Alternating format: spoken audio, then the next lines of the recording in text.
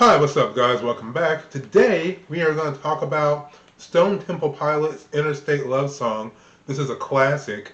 It's a what is it, like late '90s?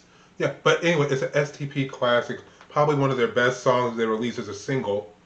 So before we get into the song, though, I was looking up like the meaning behind the song, and sometimes I try to find like if there's an actual reason to the song, and not just someone else's opinion about the song.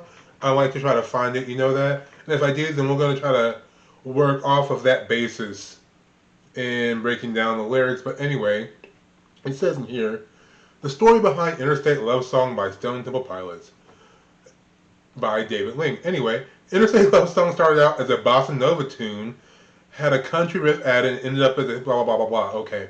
Anyway, so it says here, um, by the spring of 1994, Stone Temple Pilots had notched 4 million sales of their debut album Core, yet found themselves dismissed as the grunge scene's arch opportunist. Lambasted for claiming a place alongside the kingpins of the Seattle explosion, but coming from San Diego.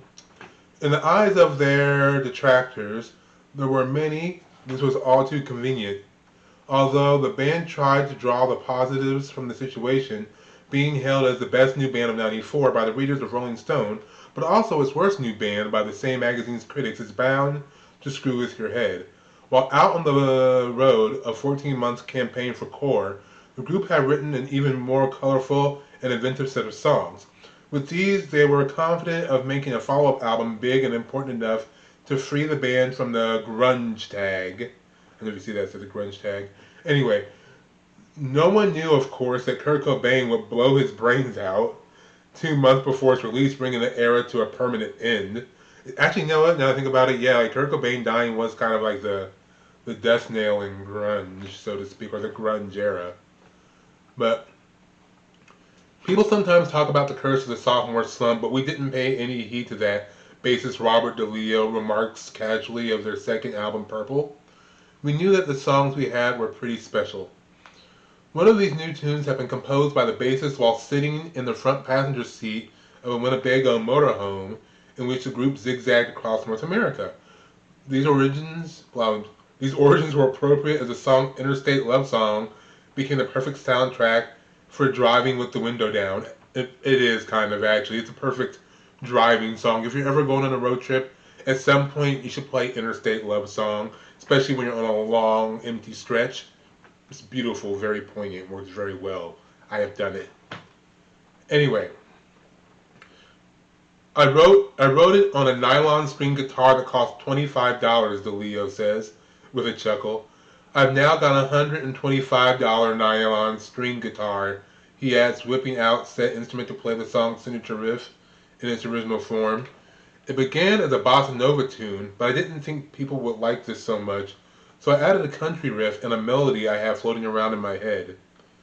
Although the process only took around 10 minutes, DeLeo knew straight away that he had come up with something of a considerable value. Of considerable value. This was a different level of writing for me, he acknowledges. Okay.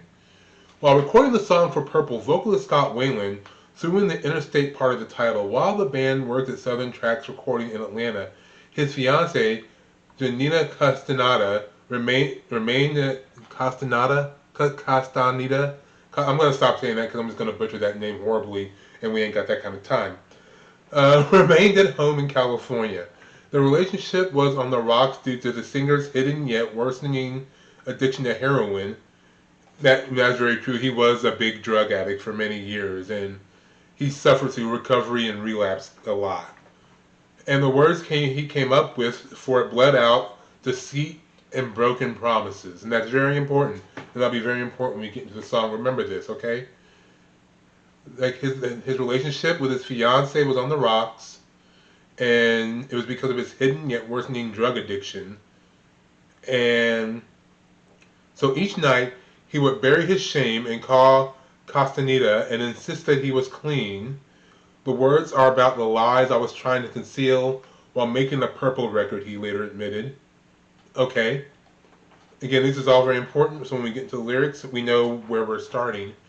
The meaning wasn't completely obvious, true, But you know what the song was about, and it's a very poetic piece. It's true. DeLeo says now, but as a writer, Scott always was very poetic. That's also true. He also liked to leave the listener to make up their own mind as with song's interpretation, which I respect that. I like to do that. I know when it comes to my own art, I like to leave things to where you can take from it what you will. I don't want to like hammer you over the head with a message or with an idea because a lot of people do that. Not a lot of people, but some people do that, and it can seem a bit preachy or like too obvious because, and I'll get into this a bit later on another video, that there's something, a general emotional experience you can get from something even if you don't understand, or that you can connect with even if you don't understand the specific scenario or experience. But let's keep going. Let me see. Song as with Core, STP retained the services of producer Brian Purple. We trusted Brendan completely in the process. Felt very natural, DeLeo recalls.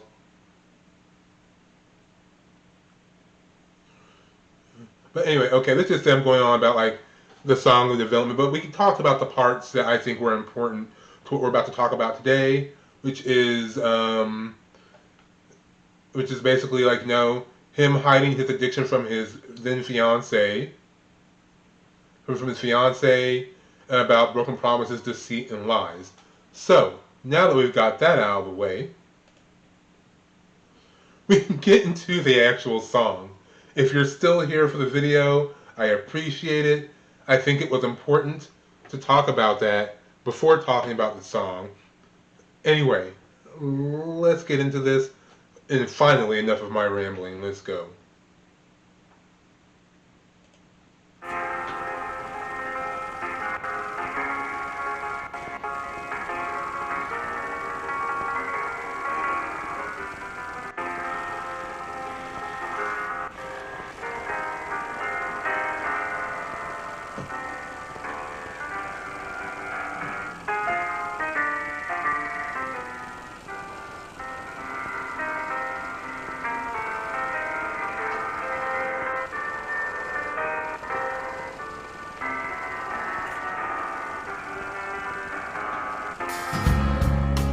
Okay, before we get into the song though, this little silent film they did before is very brilliant, very genius because it kind of highlights what we were talking about before. She's basically telling him, like she's telling him to get out, you bum, you liar, and he's trying to beg her to stay. But as he's leaving, he notices his nose is growing like Pinocchio because of the lies he's telling her. But he runs out before she's able to see his nose fully begin to grow. I just thought that was a nice little touch. Anyway, let's keep going.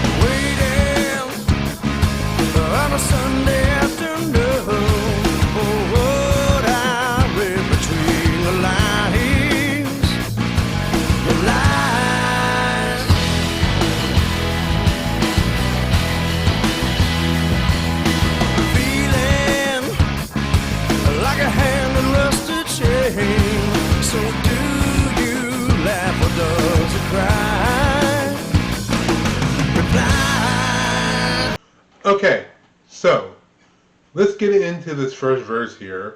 When he says, waiting on a Sunday afternoon for what I've read between the lines, your lies.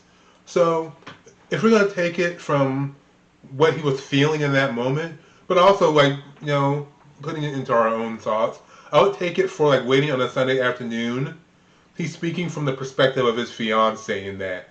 Like she's waiting for him.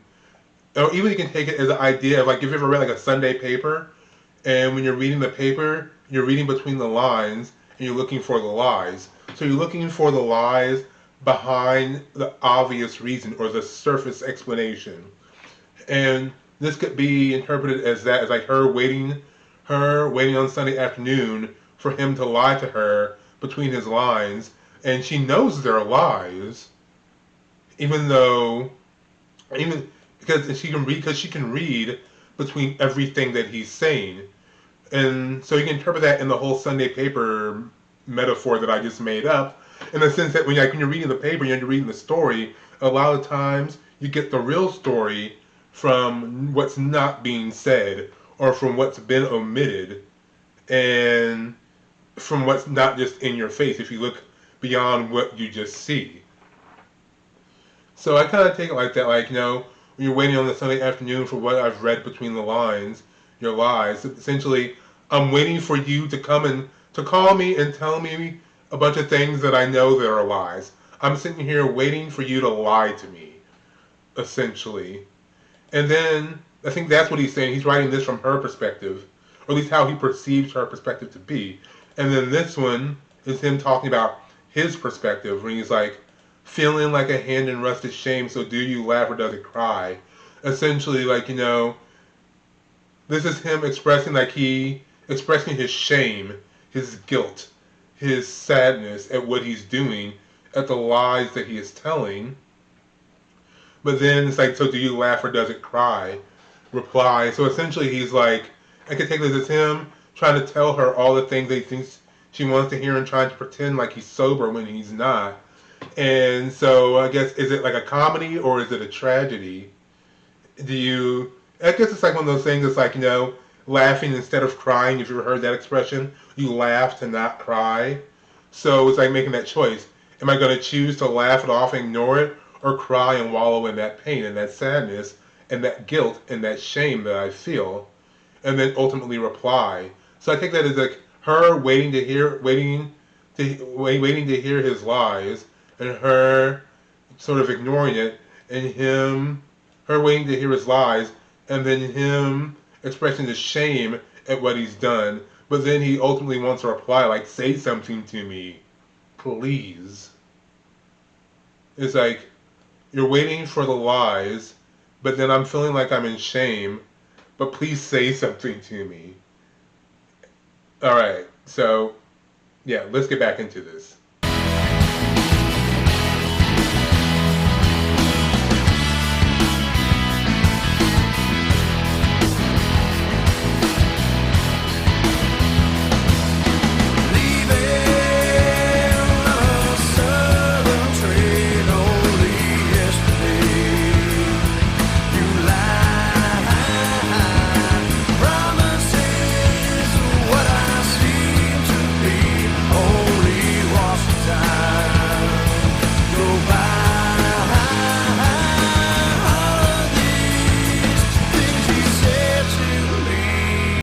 Okay, so now we get into the chorus, and he says, leaving on a southern train, only yesterday you lied.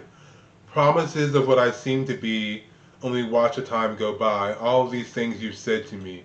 Again, I take this as like he's kind of jumping back and forth between perspectives, which I think he seems to be doing quite often in this song. And so when he's like, leaving on a southern train, only yesterday you lied. Although I think he's speaking kind of in the third person. Actually, I think he jumps different perspectives in this, like from the other person's perspective to his perspective to the kind of third person perspective, like talking about yourself in the third person. So when he's saying this, I think he's talking about himself when he says, leaving on a southern train, only yesterday you lied. Because basically, he's on the road and he's making his way probably to the next city, and he's sitting there contemplating about the lies that he told and the deception that he, lives in. Also, that ties into when he says, promises of what I seem to be, only watch the time go by. All these things you said to me. So, I think this ties back into that. Like, yesterday I lied, but then the promises of what I seem to be, only watch the time. And essentially, all the things that I promise are just, I'm not fulfilling those promises. I'm letting them just pass by with time without ever actually taking any decisive action to fulfill those promises. And when it then goes to all these things you've said to me,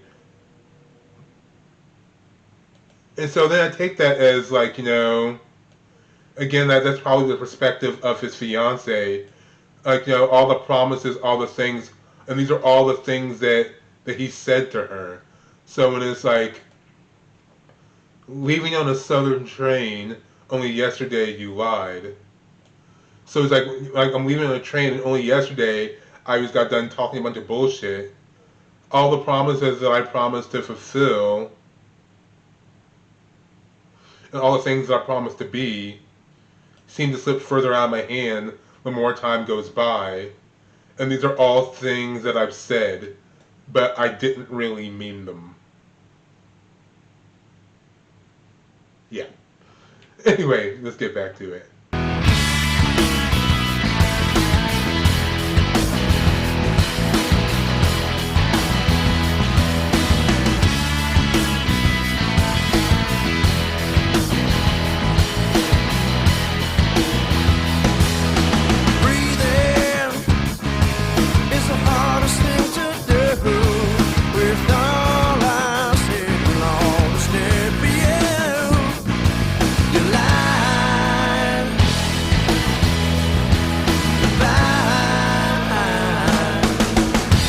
Okay, so let's get back into this last verse before we wrap this song up. So when he says, breathing is the hardest thing to do, with all I've said and all that's dead for you, you lied goodbye. So it's a very short verse, more like a bridge verse, but it still means a lot because he's saying like, breathing is the hardest thing to do with all I've said and all that's dead for you. Basically, it's hard. I think what he means is like breathing is hard to do when every breath I've used is made to tell lies and to deceive and to do you wrong.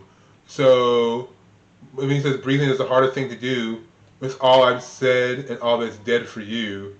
So basically, it's very hard to still keep moving and keep living when all I've done is lied and all the things that I've said, and then all that you just dead for you. But I think that is like, all the faith you've lost in me, maybe all the love you've lost, the trust, because you've realized that it's all a fabrication, it's all deception, and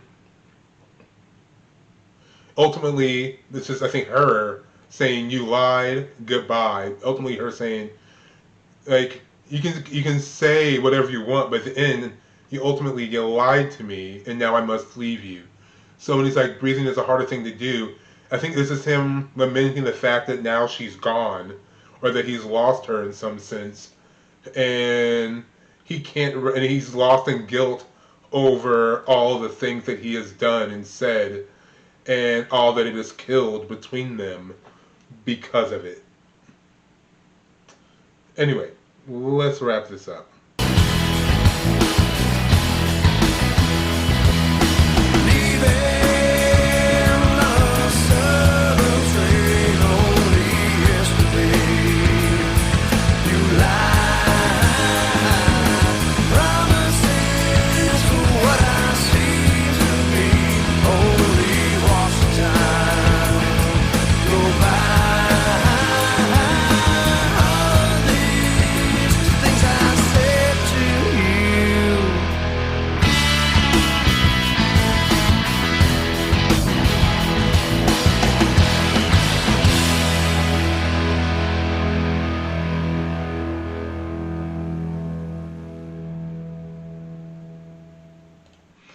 Okay, and that was Interstate Love Song from Stone Temple Pilots. Again, I think a classic, and I think many rock and alternative and grunge fans would agree.